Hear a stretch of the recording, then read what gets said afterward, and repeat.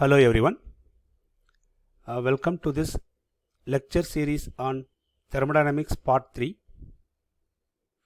In this lecture series, I am going to discuss second law of thermodynamics and the related concepts. This is the syllabus for this course. I am going to discuss heat engines, second law of thermodynamics, then Carnot engine, Carnot cycle, efficiency of Carnot engine, then birth of entropy, concepts of entropy, free energy, and finally systems of variable composition. Right? Yeah. Today I am going to brush up whatever that you have learnt in thermodynamics part 1 and part 2. Okay. What is thermodynamics? Thermodynamics is the study of flow of energy. Thermodynamics gives an idea about the feasibility and the spontaneity of a process. That is, whether a particular process is feasible or not, and whether a particular process is spontaneous or not under the given set of conditions. Okay, that information can be obtained from thermodynamics. But keep this in your mind, thermodynamics never tells you about how fast a process occurs. It just gives you whether a process occurs or not under the given set of conditions. That's all. Then what is a system? The substance under thermodynamic investigation is called a system. Okay, suppose if you take some amount of water in a beaker, and if you want to study some thermodynamic property, then the water is the system. Okay, so system is nothing but the substance under thermodynamic investigation. Then what is meant by surrounding? Apart from system, the remaining part of the universe is called surrounding. Okay, so suppose if we take water in a beaker, then water is the system. The remaining part, that is the beaker and the entire remaining part of the universe, right? The entire universe, right, can be considered as surroundings. Okay, then what is a boundary? A boundary is a region which separates the system from surrounding. Okay, boundary is a region which separates the system from surrounding. Then in system we have three different types of systems: open system, closed system, and isolated system. What is open system? Open system is one in which mass transfer and energy transfer both occurs. Okay, a system in which both mass transfer and energy transfer occurs, then it is called an open system. For example, I'll take cold water, some amount of cold water in a beaker, and I'll keep this beaker on a table. Okay, after a few hours, if you take the weight of water, the mass of water definitely will be less than the previous one, that is at time 0. Why? Because since it is an open beaker, evaporation may occur, right? So water molecules can go out, therefore mass of water reduces, so mass transfer occurs. And it is an open beaker, so since it is a cold water, temperature of the water is less and the temperature of the surrounding is high. We know very well heat will flow from high temperature region to low temperature region. So due to the flow of heat, since it is an ordinary beaker will allow flow of heat, right? So heat will flow from surrounding to system, therefore the temperature of the system slowly rise up. Okay, so after few hours, okay, the water appears like normal water. It never appears like cold water, it appears like normal water. Are you clear? So it indicates that mass transfer as well as energy transfer occurs in the open system. Okay. Then next one, what is closed system? Closed system is one in which only energy transfer takes place.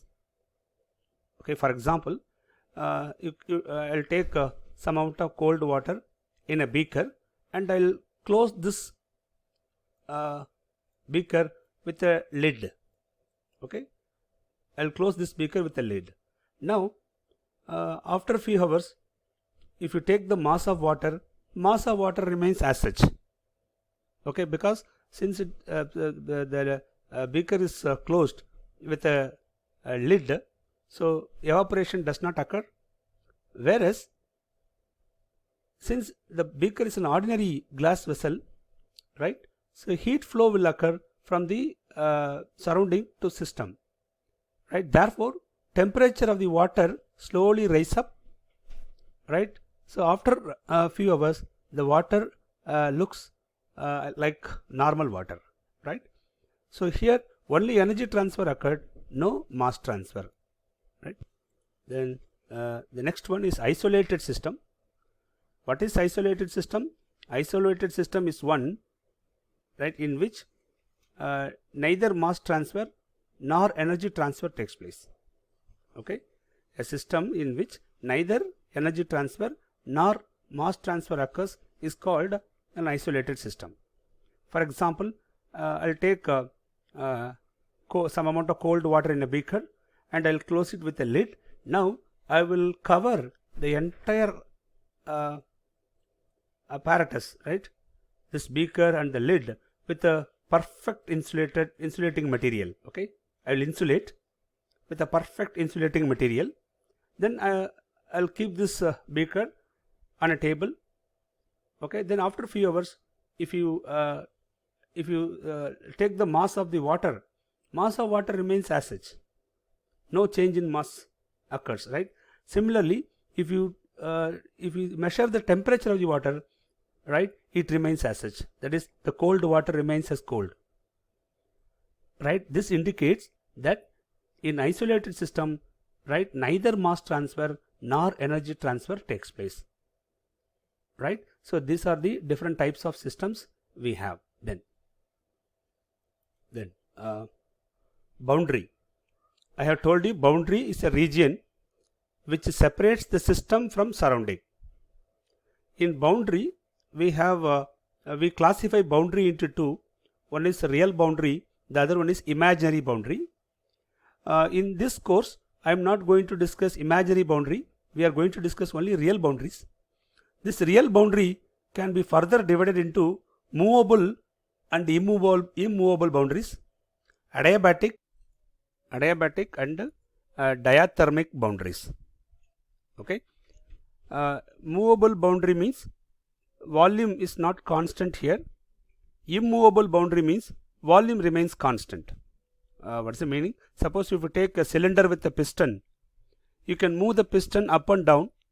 Therefore the volume of the system, okay, is not constant. Volume will change, keep changing, right. It is called movable boundary. If the volume remains constant, then it is called immovable boundaries. Then what is adiabatic?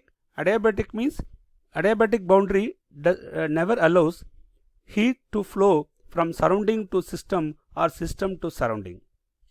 That is, heat flow does not occur, right. What is diathermic?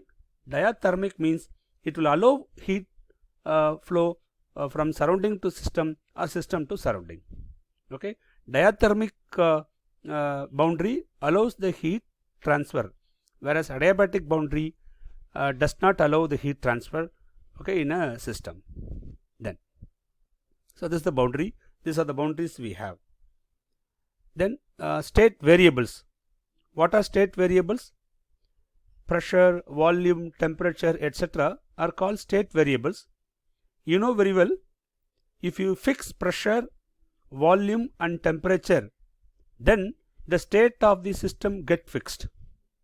What is meant by this? Suppose you take a gas in a container okay, in a closed container. If the pressure of the gas remains constant and volume remains constant and temperature remains constant, then at a particular value of pressure, at a particular value of volume, at a particular value of temperature, okay, that system attains a state. Okay, so now we can say that the system or the gas is present in a particular state. If you change any one of the variable, either pressure or volume or temperature, then the state will change. Are you able to understand? So state of the system is actually determined by the state variables. If you fix the state variables to a particular value, then the state of the system get fixed. Okay, yeah. Then thermodynamic functions. We classify thermodynamic functions into two, state functions and path functions. What are state functions? If change in the value of any function depends on initial state and the final state of the system, then the function is called a state function. Okay, internal energy, enthalpy, entropy, Gibbs free energy, Helmholtz free energy, etc., etc. These are all examples for state functions. So what are state functions? If change in any function depends on initial state and final state, if depends only on initial and final state, then the functions are called state functions. What are path functions? Okay, path functions, they do not depend on the initial and final state of the system. It depends on the path that we follow during the process. Okay, yeah. The cyclic integral of change in any function. Okay, here x is the function. Cyclic integral of change in any function, if it is 0, then that function is a state function. Okay, this is an alternative way of explaining state function, right? Then thermodynamic processes. We know very well in thermodynamics we have different types of processes. We have isothermal process, isobaric process, isochoric process, adiabatic process. Okay, first of all, what is thermodynamic process? It is an operation by which a system changes from one state to another state. Okay, by doing some operation, right? Suppose you may compress a gas, or you may expand a gas, right? By doing some operation, if it is possible to change the state of a system from one to another, then that operation is called a process, thermodynamic process. Okay, in thermodynamic process we have 4 important processes are available: isothermal process, isobaric, isochoric and adiabatic. What is isothermal process? Isothermal process is one during which temperature of the system should remain constant. Okay, if temperature remains constant during a process, then it is called isothermal process. What is isobaric process? If pressure remains constant, here temperature remains constant. Here in isobaric process, pressure remains constant. What is isochoric process? In a process, if volume remains constant, then it is called isochoric process. Okay, so isothermal process is one in which temperature remains constant. Isobaric process is one in which pressure remains constant. Isochoric process is one in which volume remains constant. Then adiabatic process. What is adiabatic process?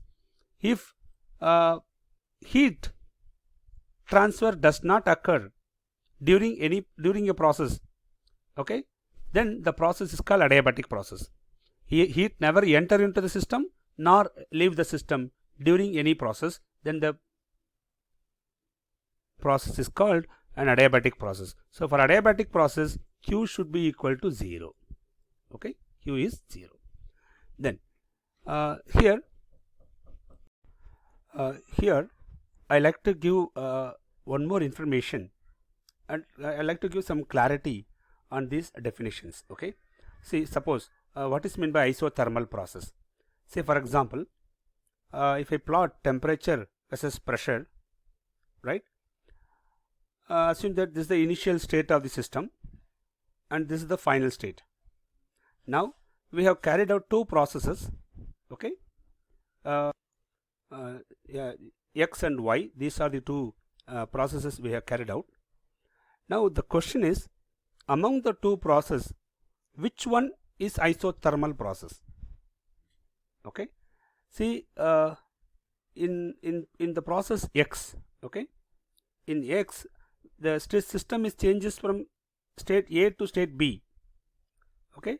In so in the process X, listen, the final temperature and the initial temperature are same, right?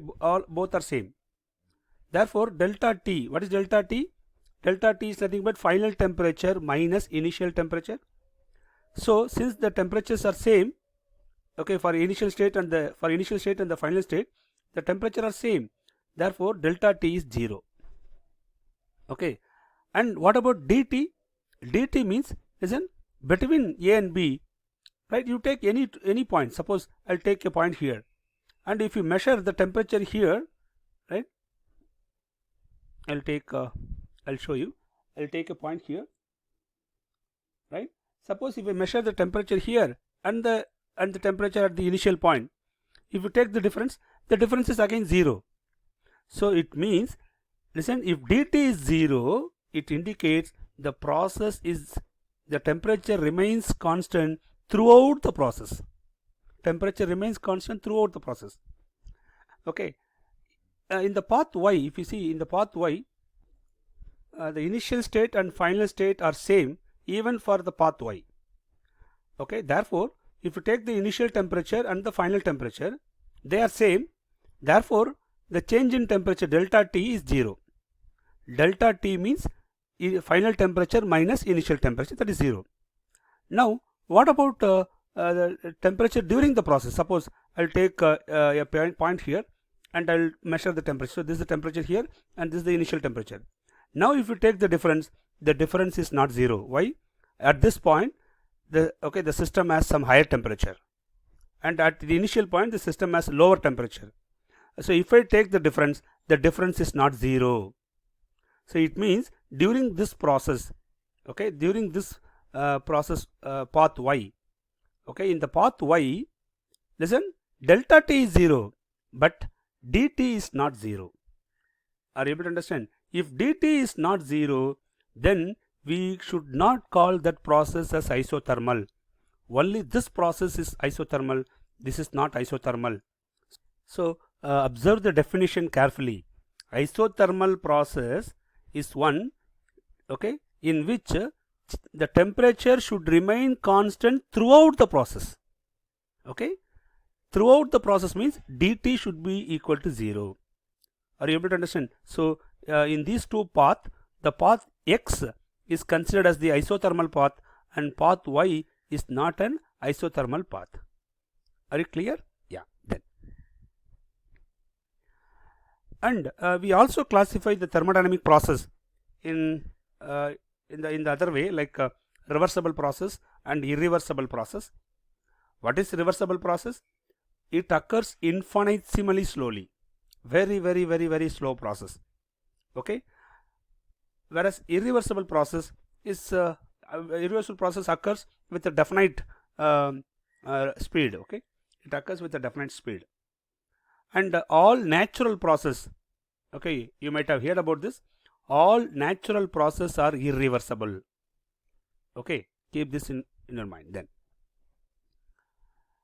thermodynamic equilibrium, a system is said to be in thermodynamic equilibrium, okay, if it exists in thermal equilibrium, mechanical equilibrium and chemical equilibrium. What is meant by this? Listen, if a system is in thermal equilibrium, is in mechanical equilibrium, it is also in chemical equilibrium, then we say that the system is in thermodynamic equilibrium. Okay, what is thermal equilibrium? If temperature of the system and the temperature of the surrounding are equal, okay, if system temperature and surrounding temperature are equal, we say that the system is in thermal equilibrium. What is mechanical equilibrium? If the pressure of the system and the pressure of the surrounding, right, pressure inside the system and pressure outside the system or in surrounding. If the two pressures are equal, we say that it is the system is in mechanical equilibrium. Then what is chemical equilibrium? Suppose in a system, if chemical reaction occurs, okay, if the reaction occurs in a reversible manner, then if the forward rate of the forward reaction and the rate of the backward reaction are equal, then we say that the reaction is exists in an equilibrium. Okay, it is called chemical equilibrium. If all the three conditions are met, okay, then we say that the system is in thermodynamic equilibrium. Are you able to understand? So listen, when a system present in thermodynamic equilibrium, all the state variables remains constant. Keep this in your mind, very important. If a system exists in thermodynamic equilibrium, then all the state variables remains constant. Next, laws of thermodynamics. You might have heard about zeroth law, first law, right? In this course we are going to discuss second law, then we also have third law. So we have zeroth law, first law, second law and third law of thermodynamics. Okay, all these laws are proposed based on human experience in the universe. Okay, based on our day-to-day experience, right? These laws were proposed. So these laws never fails at all. Okay, we should not say that zeroth law is failed or first law is failed. We should not say that, right? We can say that these laws may have some limitations. Okay, then you might have heard about first law of thermodynamics. Okay, what is first law of thermodynamics? It says that energy can neither be created nor destroyed, but one form of energy can be converted into another form of energy. This is the statement of first law. Okay, energy can neither be created, we cannot create energy, and energy cannot be destroyed, we cannot destroy any energy, but we can convert one form of energy into other form. This is the statement of first law. Okay, and this is the mathematical expression for first law, where du is equal to del q plus del w. This is the expression for first law for infinitesimal process or infinitesimal changes. For finite change, for large change, okay, we use this formula, delta u is equal to q plus w.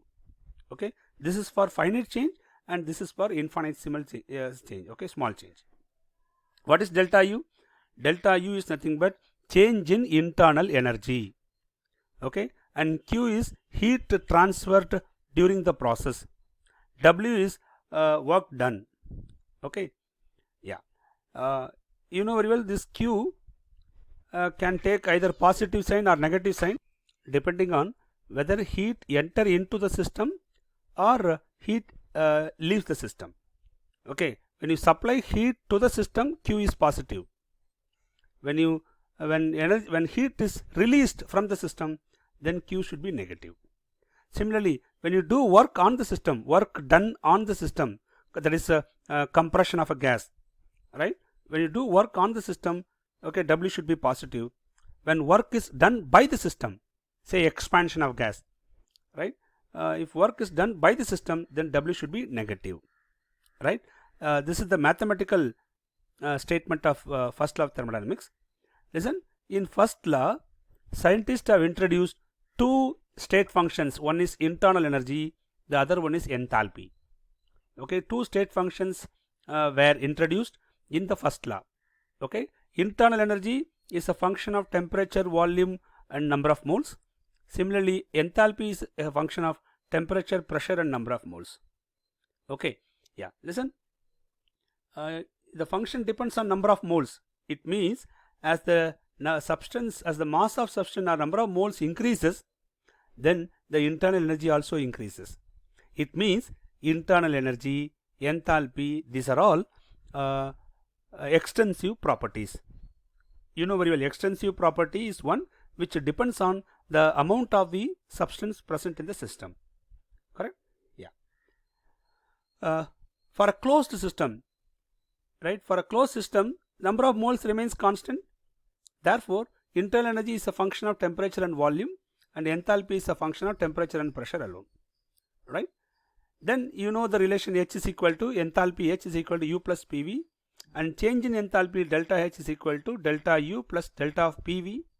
When you keep pressure constant, during a process, then delta H can be written as delta H is equal to delta U plus P into delta V. This is the general relation between delta H and delta U. Okay, yeah. So what is delta H? Delta H is nothing but heat transferred at constant pressure. Delta U is nothing but heat transferred at constant volume, right? Then you might have heard about this. If energy decreases, okay, if energy of a system decreases, we say that stability of the system increases. If energy decreases, stability increases. Okay, so keeping that in the mind, scientists they told that if delta H is negative or delta U is negative, it means energy of the system decreases. Okay, if energy of the system decreases, stability will increase. So in any process, if delta H is negative or delta U is negative, then that process tends to a more stable state. It means that process must occur spontaneously. Okay, so this is the important conclusion of first law. According to first law, if delta H is negative or delta U is negative, then the process must occur spontaneously. Okay, this is the final conclusion of first law, right? Then what are the limitations of first law of thermodynamics, or what is the need for second law? Listen, suppose if you take melting of ice, you take a piece of ice cube and keep it on a table. If you leave it for few minutes, what will happen? The ice will melt. You know very well, melting requires heat. Okay, melting means solid to liquid. So the solid to liquid conversion occurs by the absorption of heat. If heat is absorbed, then the delta H should be positive. Correct? You know very well, delta H positive means heat is absorbed. If heat is absorbed, then the energy of the system increases. Correct? Energy of the system increases, but the process occurs spontaneously. Are you clear? Listen, if delta H is negative, the process is spontaneous. Good.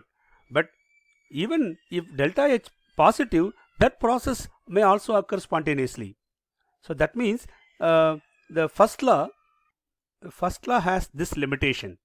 What is the limitation? It could not explain, okay, spontaneity of a process for which delta H is positive. Okay, so this requires a new law to explain the spontaneity for this type of process. Okay, then second one, see in the first law, if you observe the statement of first law carefully, heat one form of energy can be transformed to another form of energy.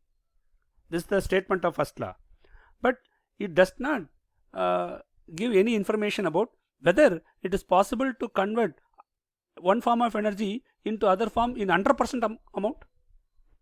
Okay, say for example, if you take work, we can convert work into heat in an 100% amount. Okay, so I can convert 100 joule of work into 100 joules of heat. That is possible. But if you convert heat into other form of energy, okay, then 100% conversion is not possible. Suppose if I supply 100 joule of heat, I will never get 100 joule of electricity. If I supply 100 joule of heat, I will never get 100 joule of mechanical work. I will get some less amount of energy, okay, in the other form. Are you able to understand? So this is not explained properly in first law, right? Because of this reason, work is considered as high grade energy and the heat is considered as low grade energy, right? Then this is another limitation. of first law, direction in which a process is spontaneous. First law of thermodynamics does not provide any explanation about in which direction a process is spontaneous. Okay, this is another limitation of first law. Because of these reasons, okay, second law of thermodynamics was proposed. By next lecture onwards, we are going to see what is second law, how the second law arises, and what are the statements of second law. Okay, those things we are going to discuss in the next class. Okay, I stop here. Thank you.